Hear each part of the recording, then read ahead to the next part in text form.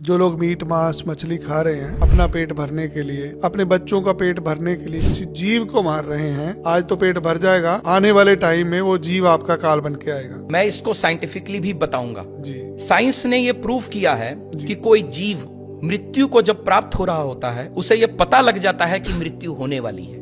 मैं किसकी बात कर रहा हूं? जिनको काटा जाता है जी। उनके आंखों से अश्रु बह रहे हैं। सोच के देखिए उस जीव के अंतर आत्मा की आवाज क्या कहने की कोशिश कर रही होगी। और जब वो आंसू बहा रहे होते हैं उस वक्त जो सिचुएशन होगी उस जीव की अंतरात्मा की आवाज से जो ईश्वर तक पहुंचेगी, उसका रिजल्ट क्या मिलेगा? इतना भयंकर उसका रिजल्ट नीचे आएगा, वापस उसका पार नहीं पा सकते। इसीलिए उसके कष्ट आगे भागेंगे, आगे जन्मों जन्मांतर तक खत्म नहीं होने वाले।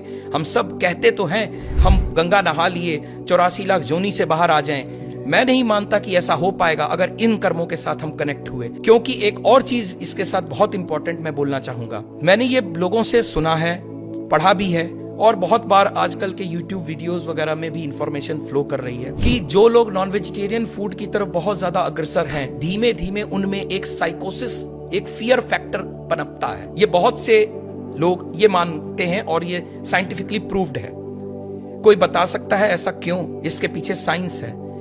जिस वक्त वो जीव मृत्यु को प्राप्त हो रहा है वो डरा हुआ है, उसे पता है मेरी मृत्यु हो रही है। कितनी बार जीव को लाया जा रहा है, उसे घसीटा जा रहा है, और उस वक्त की पोजीशन में वो रोक रहा है अपने आप को, क्योंकि उसे पता है कि मैं मरने वाला हूं। अंतरात्मा से मरने की पता है उसे, और इस चलते उसके अंदर हार्मोन्स ऐसे चल रहे हैं जो उसको डरा रहे हैं। वो डर कहीं गया नहीं। ब्लड को तो खत्म कर देंगे, ब्लड तो आपने निकाल दिया, जीव मरा, ब्लड निकल गया, लेकिन उसके हार्मोन्स कहां गए?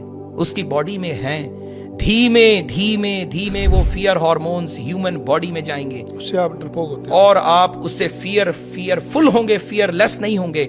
जितने धर्मार्थ लोग हैं वो फियरलेस रहते हैं, और इस तरफ के लोग फियरफुल रहते हैं। फर्क समझ में आ रहा है? वो जीव का फियर आगे तक पर्कुलेट करेगा।